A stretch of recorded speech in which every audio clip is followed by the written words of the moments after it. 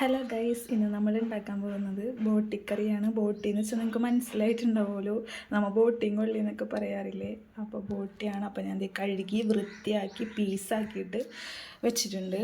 അതിലേക്ക് ആവശ്യമായിട്ട് ഒരു 4 സവാള അത്യാവശ്യം ചെറുത്, പിന്നെ 2 തക്കാളി അരിഞ്ഞ് വെച്ചിട്ടുണ്ട്. പിന്നെ അത് ഇഞ്ചി വെളുത്തുള്ളി പേസ്റ്റ് നന്നായി ക്രഷ് ചെയ്ത് വെച്ചിട്ടുണ്ട്.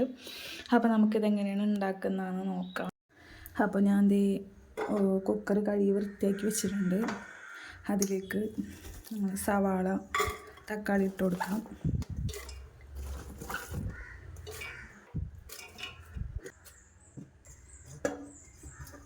വൃത്തിയാക്കി വെച്ചേക്കുന്ന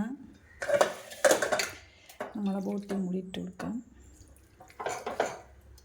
അപ്പോൾ അതേ നമ്മൾ വൃത്തിയാക്കി വെച്ചേക്കുന്ന ബോട്ടിയും കൂടി ഇട്ട് കൊടുത്തിട്ടുണ്ട്. ഇതൊന്ന് നന്നായിട്ട് നമുക്ക് മിക്സ് ചെയ്യാം. ആവശ്യത്തിന് ഉപ്പും കൂടി ഇട്ട് കൊടുക്കാം.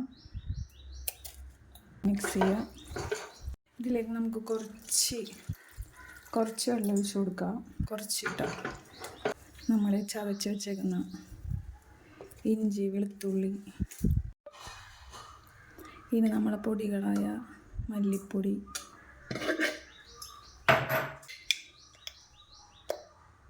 മഞ്ഞൾപ്പൊടി, മുളക് പൊടി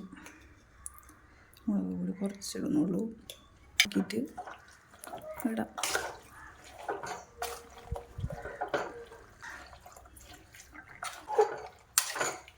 അപ്പോൾ ഇത് മൂടി വെച്ചിട്ട് കഴിക്കാം. അപ്പോഴേ നമ്മളെ 2 വിസിൽ വന്ന് ഇനി 3ാമത്തെ വിസിൽ